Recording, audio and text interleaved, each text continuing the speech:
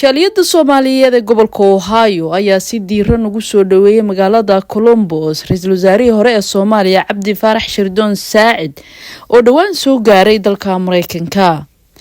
boqolaal dad ayaa soo buux dhaafiyay hoolka shirka uu ka dhacay hotelka Hilton ee magaalada Columbus. xafladdu muddadii ay socotay waxaa hadlay xubnaha ugu muhiimsan jaaliyadda oo ay ka mid yihiin odayaasha dhaqanka, aqoon-yahano, siyaasiyiin, culamaa u diin iyo waliba haldoorka jaaliyadda, kuwaasoo dhammaantood ka midaysnaa muujinta qofka uu yahay Saacid iyo siday ugu faraxsan yihiin inuu soo booqdo bulshada reer Ohio oo ah gobolka labaad ee Soomaalida ugu badan Mareykanka ay ku nool yihiin.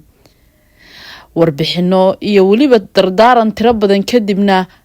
ra'iisul wasaarihii hore ee Soomaaliya Cabdi Faarax Shirdoon Saacid ayaa meega lagu wareejiyay, waxa uuna ka warbixiyay guud ahaan xaaladda dalka Soomaaliya, halka laga yimid, halka loo socdo iyo waliba waxyaabaha muuqanaya ee mustaqbalka Soomaaliya oo uu ku tilmaamay in xaaladdu haatan ay soo hagaagayso. wuxuu muujiyay in Soomaaliya laga keenay meel fog loona baahan yahay in si midaysan loo wajaho xaaladaha cakiran iyada oo loo turayo dalka iyo dadka.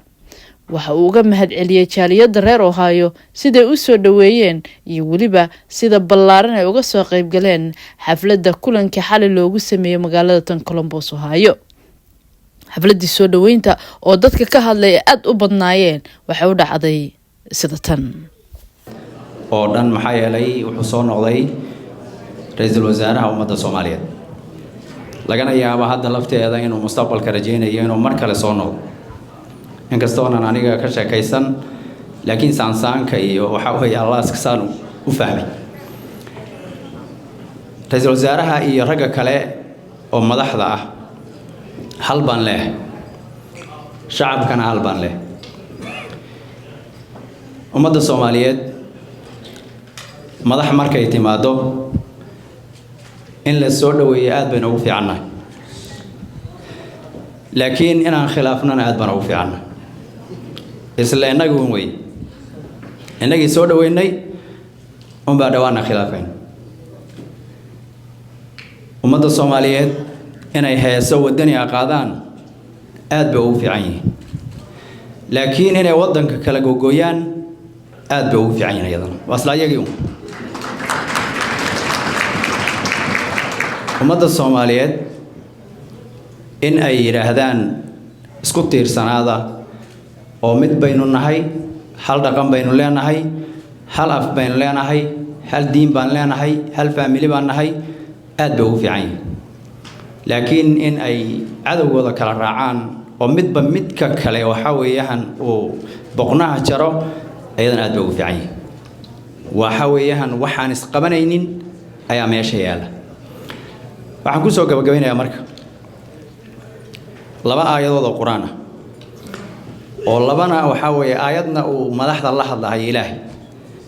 aayadna uu kula hadlayo dadka shacabka ah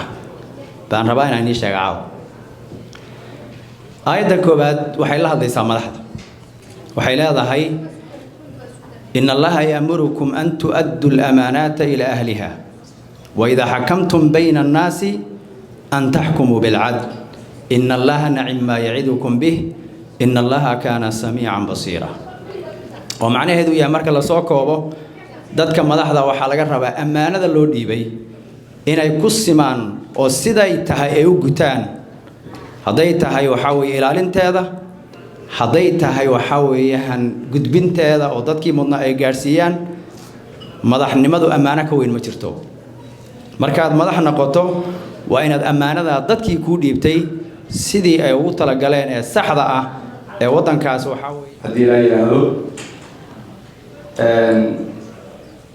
khiyaarta Columbus waa salaamaya magacooda iyo mansabkooda dhammaan waa salaamaya bulshada Columbus. adunkuna aad baad ugu mahadsantihiin sharafka ummadda Soomaaliyeed, sharafka deegaanka magaalada Columbus sida u muujiseen, madaxdii u soo dhaweyseen, ra'iisul wasaaraha iyo wafdigiisa u soo dhaweyseen, anagoo dhan aan u soo dhaweynay. aad baad ugu mahadsantihiin, ajri xasanad Allah idinka siiyo. waxaan filayaa hadalku xagga naga caawa kuma badno oo هذا الزوار نوشي دونا أسوق السعودال كيسي ويحيي محن كرا هذا أكو قربسين لهين ويحيي نوع عسل لها وحنا كنت عين لهين أخبار حقيقية جتانين السعودية سلام لقفلين فديين سوريا arrintaana waa arrin sheegaysa qofka duntiisa iyo meeshuu ka soo jooday dhaqankiisa aad baan kaaga mahadcelinaynaa waxaana ku leeyahay welcome feel home soo dhawow intaa markaan ka gudbo waxaan rabaa inaan fursaddan u qaato sidoo kale inaan u mahadceliyo guddigii soo qaban qaabiyey xafladdan quruxda badan ee aad aragtaan iskama qabsoomin rag iyo dumar qiimo badan baa ka soo shaqeeyey waxaan rabaa magacyadooda inaan halkaan ka xuso waa dad aad u badan markaan magacyada dhameeyo waxaan idinka codsanayaa si sharaf leh inaad u sacbisaan insha allahu tacaala waa dadkii xafladdan noo qaban qaabiyey waxaan rabaa inaan ku hormariyo gudoomiyaha guddiga qabanqaabada saaxiibkay cabdi xasan miir waxaan rabaa inaan ku xijiyo cabdi aadan geesay ood wada garanaysaan oo asna ah nin aad samafalo ah waxaan rabaa inaan ku xijiyo cabdikariin xade dhagaweyne waxaan rabaa inaan ku xijiyo garaad warsamo shiriye xasan shaani firdhiye korneyl cabdiwaaxid cumar muuse garcadde maxamed muumin google saciid afgaab axmed xuseen kaabo cabdi xakiin oo ah gudoomiyaha westiga soomaali bantu shirwa xoosh عمر حاشي الشيني قال إيري فارح عقال مناقب آدم بره إنجنير ياسين نور عبد اللطيف محمد عده محمود جامع أو أتقرأ سنتير كيون سنتير محمود جامع أو لو قرأ نوجي هاي كافي فوزية فارح قرات عنب أحمد طيبة فارح قرات ديقة محمد سياد كيسو قلنقل عبد حكيم دغح جره مهد كاريه قرقور ايه عبد شكور محمد ايه ugu sacbay dadkaas gudigaas aad iyo aad u mahadsantihiin xafladana waa noo furan tahay soo dhawow mudane mar labaad aad iyo aad anoo ku hadlay magaca jaaliyadda waxaan si mugla u soo dhaweynayaa prime ministerka Soomaaliya Cabdi Faarax Shirdoon Saacid Columbus soo dhaweynaya inta marka aan ka baxno waxa weeyaan had iyo jeer meeshan waxa ugu horeeyay wax noo yimaado oo dawladda inta ku meel gaarkeed laga baxay waxa ku meel gaarka Shariif baa noo yimid madaxweynaha waxa noogu xigay Xasan Sheekh baa noo yimid ka bacdi waxay noqotay meeshan runtii meesha kulay un markii Soomaaliya la raba arrimaha in laga hadlo ama Mareykan la yimaado maxaa la yiraahdaa laga hadlo arrimaha Soomaaliya dadkan baa la hadlaa dadkan runtii waa dad sugaya Soomaaliya ka yimaadeen waxayna rabaan nin walba uu rabaa inuu mar un meesha nabada arko marka maadaama anagu aan wax bedeli karinin dadka noo yimaado inaanu yadsami tusno maxaa la yiraahdaa walaalnimo tusno aan tusno maxaa la yiraahdaa aan tusno inaan nahay dad Soomaaliyeed oo wada jira oo ummadda Soomaaliyeed oo dhan Soomaaliya marka la jiro gobol baa jira dadkii waa la qaybiyo federalismka anigu ma ay dadka faanka waa federalismka waa la qaybi laakiin ummadan Soomaaliyeed oo meeshan fadhida waa ummadda Soomaaliyeed way xanuun bay u haysaa aniga 4.5 baarlamaanku u shiraya go'aankay qaadanayeen waxay gaarayaan anigu waan iska dareensanaa waan garanay marka waxaan codsanayaa haddii aad sahamsay meeshii waxa weeye reerku markuu guriga waa loo sahamiyaa haddii aad sahan aqoon-yahano iyo dad isu tagay oo ummadda Soomaaliyeed waxay leeyihiin si cadaalad ah ay u qaybsanayaan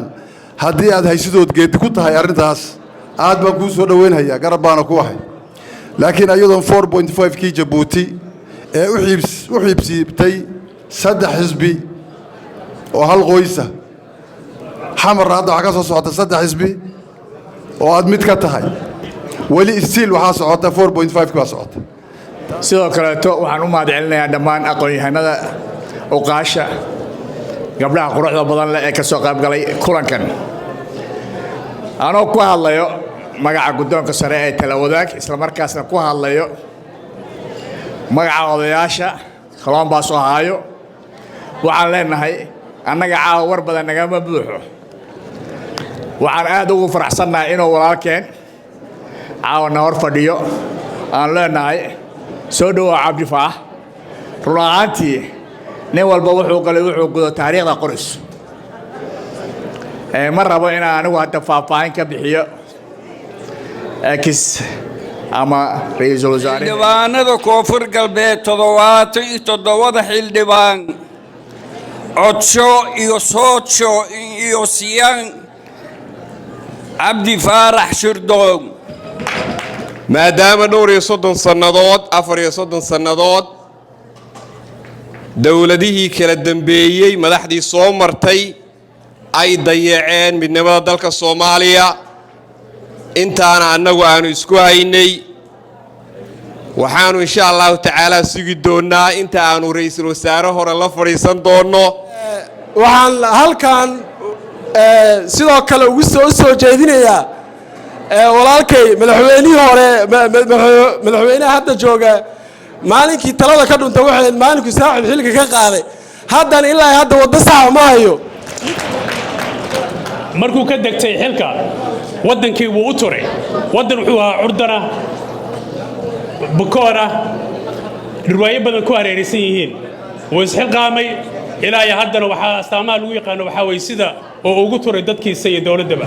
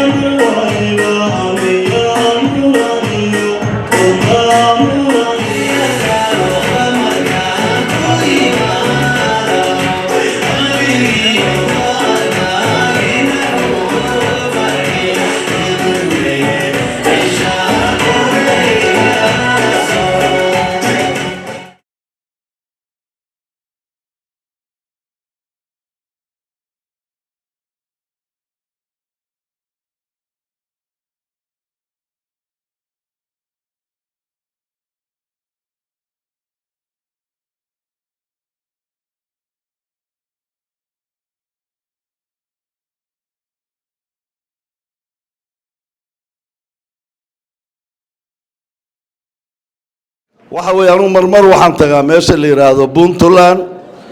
Puntland credit fiican baa u yaala oo waqtigii uu ka tagay ninkii la oran jiray Cabdiraxmaan madaxweyne Cabdiraxmaan Sheekh Maxamed Faroole ayuu maartay wuxuu ka bixiyay warbixin fiican Cabdi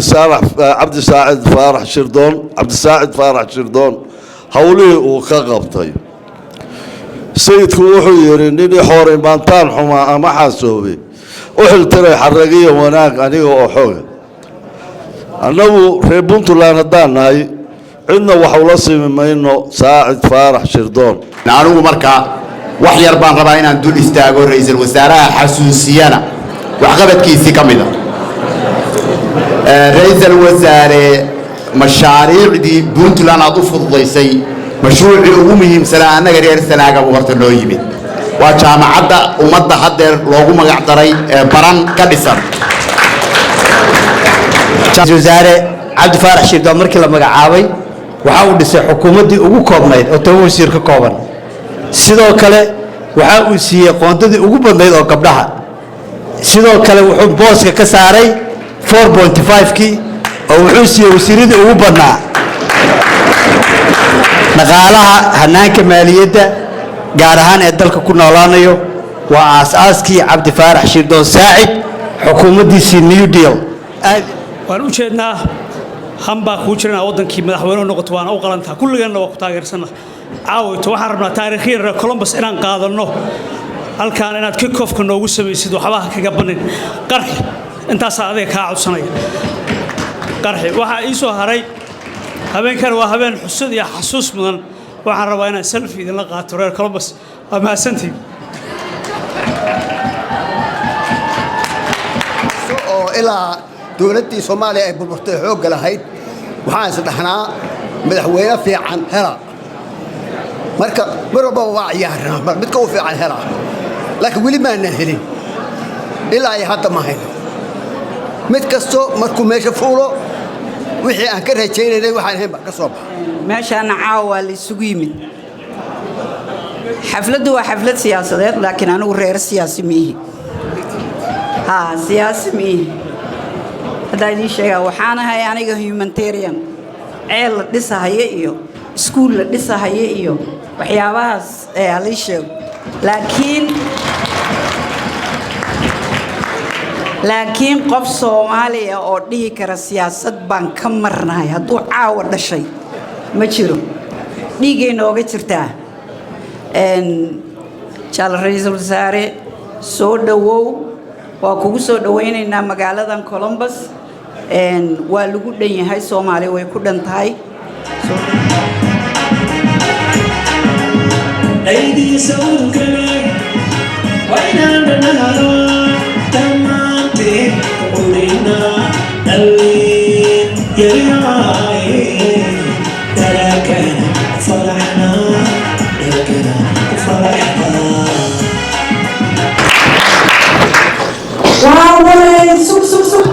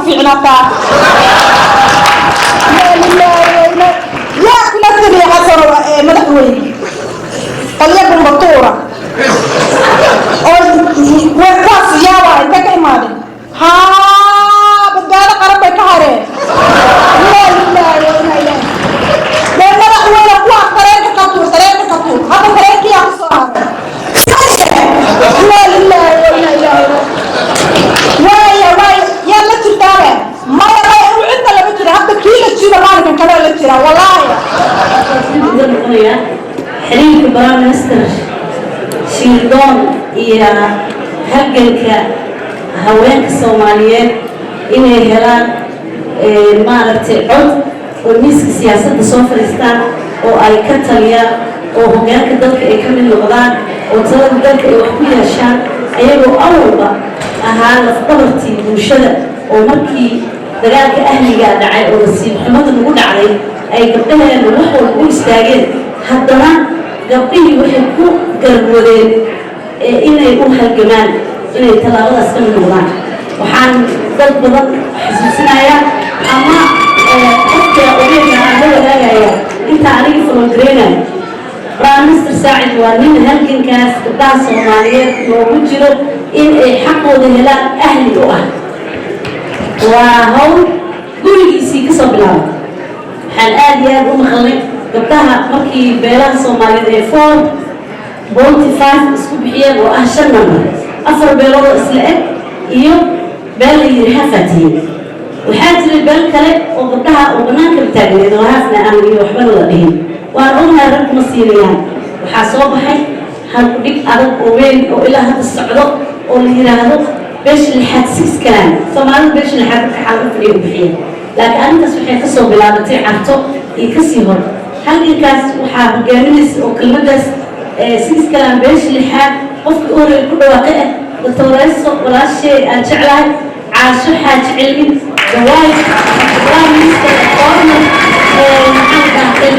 عمر بالعاش حاجبي وحاولنا سودوينتا سودويسين برايم مينستر كان عبد الفارح شلدون وأنا قاعد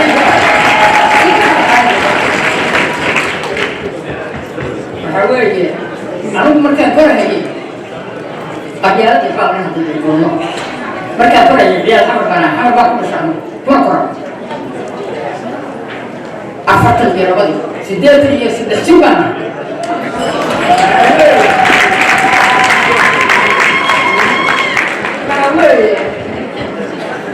قليل واحد يا وقوضة يذكر كرتين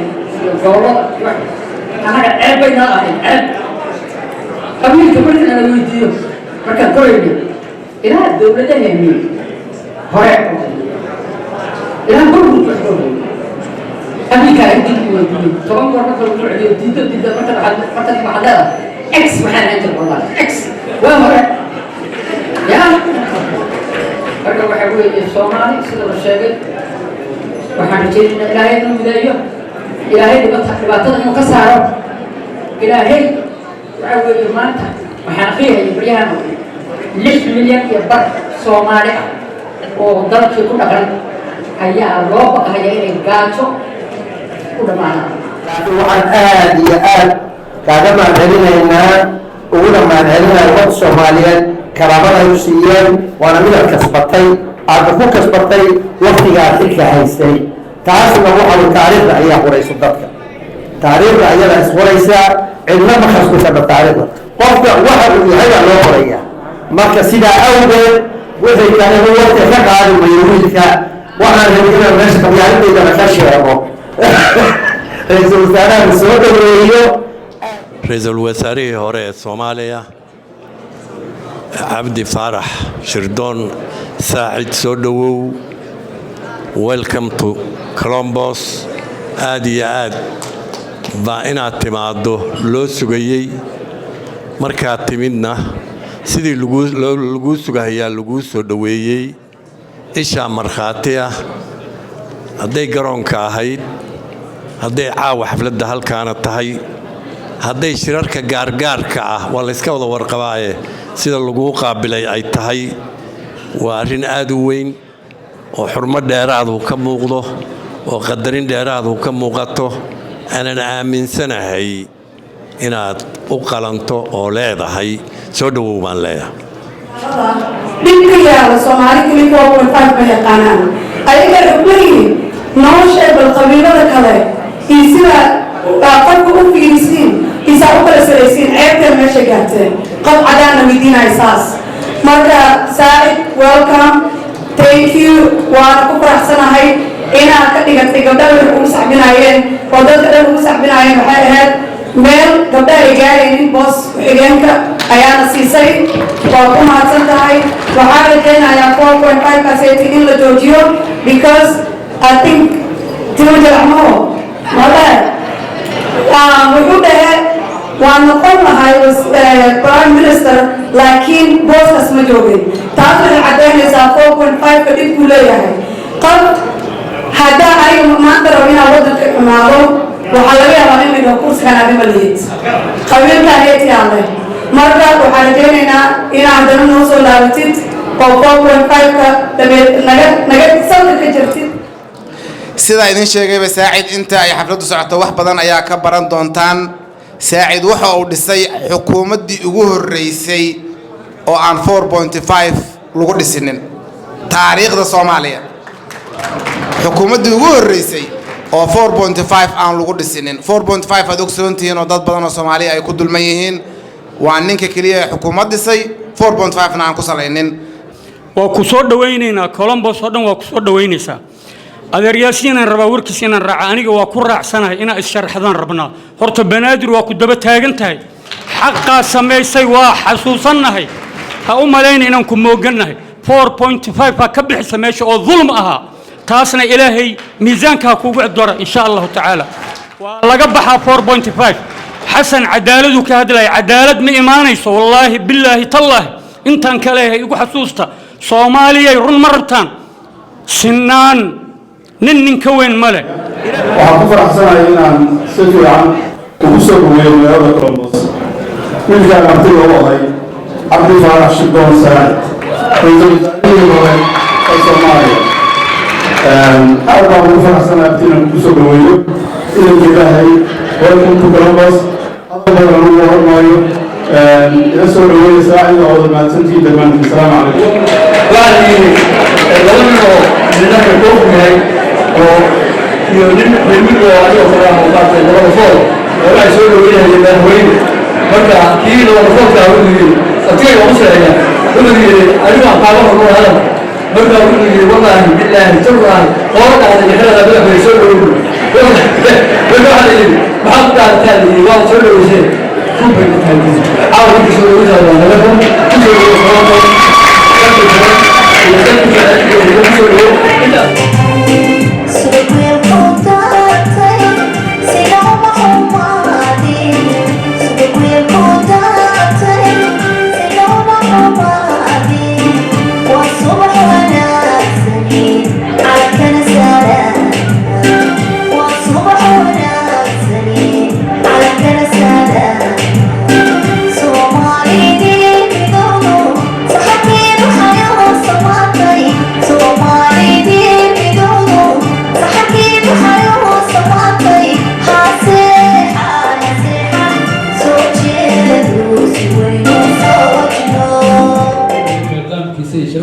كل السلام يا أبي فرحة يوتها أنا شرف يتاعي إنه وقتي كسر موضوع وماموس كان بروح للبدن عن ذلك هذا أبي نقول ودي مرة ودي السلام عليكم Soomaalida joogta waan ku badanahay runtii waxaan nahay waan malay gobolada kale gobolka labaad miyaan nahay saasaan u malay wax waan ku baranay waan ku nibcawnay xildhibaanaan dooranay oo dawladda noogu jira laakiin waa inaan warbixinta ku siino marka kuma xubin runtii intay dibtana way iska taallaa waad garanoo kulma baridaan la yidhaha kulma barido marka xogta magaalada waa sidaa iyo Soomaalidan sida kale waxaan rabaa inaan kugu soo dhaweyno magaaladan si kalgacayl iyo walaalnimo iyo ehelnimo leh ku soo dhawow magaaladan Ohio runtiina ama baxal fiican waa ku ama bixin doonaa waxaan rabaa inaan ku soo gabeeyo ilaahay idamkii dhulkeennii waddankeennii ilaahay nabad in looga dhigo runtii waddankeennii iskaga warrami mayno xaaladiisa meeshu marayo ilaahay waxaan ka baryanaa inuu nabad inooga dhigo oo xumaanteenna alla meesha ka saaro waad maasantii dad ka soo qayb galay xafladda qiimaha iyo qaayaha aan ku soo dhaweyno ra'iisul wasaare Saacid oo anigu weliga live ma arkin caawa maalinta airport ma ku soo dhaweynaan ayaan arkay Saacid soo dhawow Columbus Ohio atigin Minnesota aad doonto kulay hadalku waa la dhameeyay anigu guddiga qabanqaabada kamid ahay in hadalku kuma qoreen laakiin waa lagu sharfay soo dhawow hadal badan ma oranayo ku soo dhawow Columbus Abdi Saacid Abdi Faarax Shirdoon adeer waxaa leeyahay ku soo dhawow Columbus waxaan kuu sheegayaa maanta looma maqna cidna lama tabayo maanta magaaladii oo dhan baa soo baxday fanaaniinteennii dumarkii haldoorkii oo dhan baa kuu soo baxay maanta uma malaynaya xaflad saan oo kale in dad intaan leeg isku keentay waxayna caddaynaysaa galgaceylka iyo jaceylka lagu qabo inaad tahay hogaamiye dhab ah oo Soomaalida qiimo weyn ugu fadhiyo waxaan ku leeyahay ku soo dhawow mar labaad iyo mar saddexaad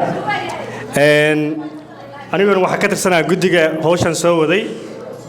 soo dhaweynta ra'iisul wasaaraha waxaan rabaa inaa si xaddaaf ah markii hawl qabanay easy ma aha marka hawltaan oo kaleeto oo bulshadii oo dhan isku keenayo waa shaqo badan marka koowaad waxaan rabaa inaan uga mahad celiyo guddigii hawshan soo qabtay ugu horeeyo ha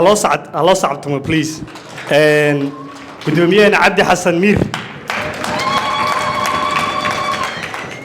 aniga gaar ahaan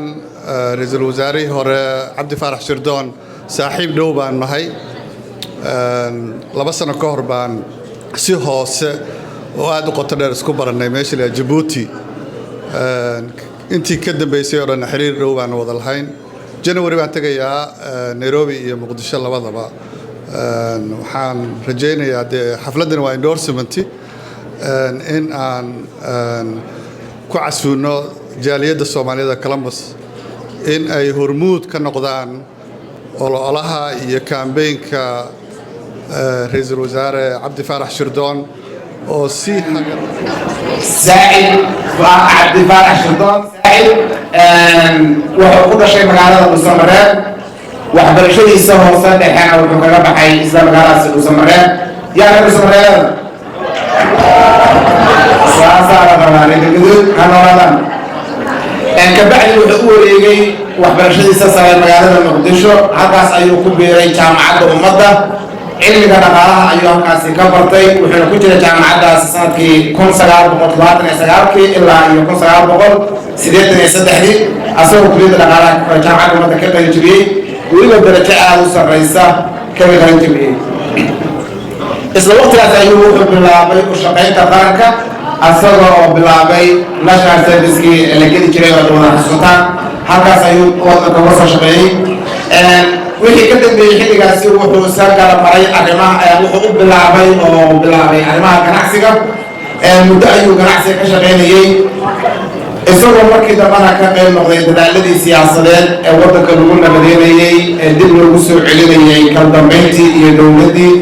muddo badan iyo waqti iyo qarash iyo juhdi badanna waa uu gashay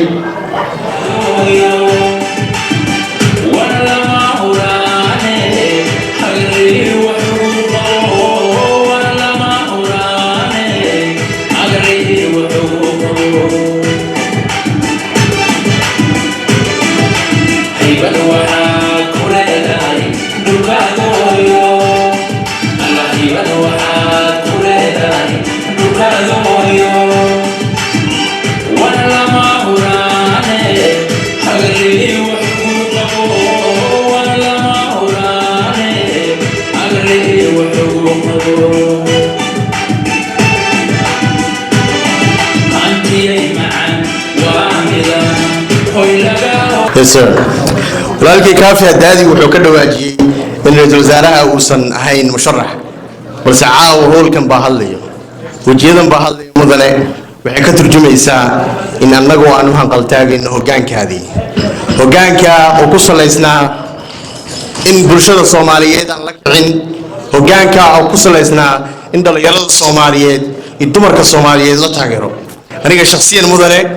waan sugi laahay mar dambe bila Soomaaliya kugu arko waayahay markana jariida Soomaaliyeed oo haayo marar badan waxay la daalacaysay hoggaan la'aan markaan hoggaan la'aan dhahay waxaan la jeedaa matalaad xagga dawladda ee gobolka Ohio sanado badan inagoo ku dhawaad 22 sano degan wadankan maynu haysan qof codkeennii turjumi kara oo aniga ii eeg adigana ku eeg maanta laakiin waxaynu haysanaa laba xildhibaan oo horseed u yahay xildhibaan Ismaaciil oo aan ku ammaanayo inuu runtii yahay shakhsi active ah oo community-gan meel walba laga wada joogo doorashadiisii waxay ahayd mid taariikhi ah waxaan rabaa inaan xuso dadkeena horta daa qurbaha jooga Mareykan especially US citizen nahay horta awood aad u ballaaran baa leenahay walaalayaal kaasna waxaan rabaa ilaa runtii in laga faa'iideysto not only siyaasadda bas in la codeeyo laakiinse in dowladda Mareykan dunida uga awood weyn leh inaan saameyn ku lahaan karno marka runtii mar kasta aniga waxyaalaha ugu qalqaalna waxaa ka mid ah runtii dhalinyaro badan oo wax bartay oo hal doora aad bay dowladda Mareykan kama hadlayo deegaan iyo gobol siyaasad loo ordey laakiin waxa kale si guud wasaaradda arrimaha dibadda wasaaradda amniga meelahaas oo kale shaqooyin aad u qiimo badan baa jira dhalinyaro runtii la raadinayo marka runtii in horta aan ka muuqano dalkan oo baasaboorkeena iyo citizenshipkeena qiimo weyn ugu fadhiyo horta kaasa kuuga kaasa mar kasta waa ku bogaadina dhalinyarada runtii inaan saameyn ku lahaano dalkeenina waxa uu qaban karnaa runtii dal shaqeynayno kaan runtii ku amaanaya waxaan rabaa inaan aad iyo aad u xuso maxaa qof aad iyo aad u qiimo badan runtii oo waliba bulshada aad ugu shaqeysa runtii mar kastana maskaxdan ku haya runtii Khadra Shire Bulsho Trust waxaan rabaa inaan runtii inta barnaamij ay qabato iyo barnaamijyada especially Soomaaliya saameynaya runtii waxaan u maleynayaa runtii saameyn aad u weyn baleedahay markii Ilaahay ku barakeeyay mar badan waa la ilowaan la xuso laakiin Khadra Shire waa qof aad iyo aad qiimo u leeyahay ajra wasiyo dunya aakhiraba insha Allah shaqada wanaagsan ay qabato insha Allah waxaan rabaa runtii inaan again kuma laabanayo baayo wiil wasaaraha dheeraa laakiin ra'iisul wasaaraha runtii inuu walaalkii kaafis ugu dhawaajiyay ra'iisul wasaarihii 16aad 9aad iyo 1aad inuu yahay runtii waliba dalkii Soomaaliya meel adag oo marayay inuu soo dhaafsiyay oo runtii again uu ka soo qaaday dalka meel adag oo marayay la dagaalankii al-shabaab iyo argagixiso iyo dalkii oo ku meel gaar ka baxay inuu runtii halgan aad iyo aad qiimo leh uga noqday kaas runtii waa taariikhda mid ay xusi doonto insha Allah qodob kalena waxa way muhiimka runtii markasta aan rabo inaan special ku celceliyo in Soomaalida midnimadooda la ilaaliyo marka walaalayaal Soomaali hadana special qurbaha jooga saameyn aad u ballaaran ba ku leeyahay dalkeena marka wixii aan garab ku siino dalkeena not only siyaasad bas laakiin se wixii dhaqaale ah hay'adooyinka mashaariicda bixiya kuwaas runtii in waqti iyo juhdi iyo time la geliyo waxaan rabaa si kooban inaan uga hadlo taariikhdii dhaweyd ilaa iyo ma dheeraynayo 91 oo dhulkeena soo maray nasiib darro waxaa nagu dhacday dalal yar adduunka ku dhacda oo ah dal horumarsan xoog leh xisaabtiisa leh geeska Afrika ku yaala yaa hal mar waxaa ku dhacay waxyaabaha ifka ah oo adduunka soo maro qaranjab baa nagu dhacay ummadeennii baa dagaalo sokeeye galeen dhibaatooyin baana dhex maray 10 sano yaanu waxaanu ahayn dad kala maqan oo aan dawlad lahayn meel ay ka dhacday wali anigu taariikhda aad baan u dabagalaa wali ma hayo meel dawlad jirtay oo lagu kala tegay oo intaas dadkii dagaal iyo gaajo iyo talaxumo ay isaga jireen ilaahay mahadiisa 2000 waxaa yimid 10 sano kadib 91 horaantiisii kadib 2000 waanu toosnay waxaanu bilownay dawlad dhis iyo siyaasad dadka Soomaaliyeed la isugu soo dhaweynayo ilaa waqtigaas mas'uuliyadayda anoo qayb ka arkahaya ama aan xil hayo ama aan haynin si dhow baan ula socday siyaasadda laga bilaabo 2000 markii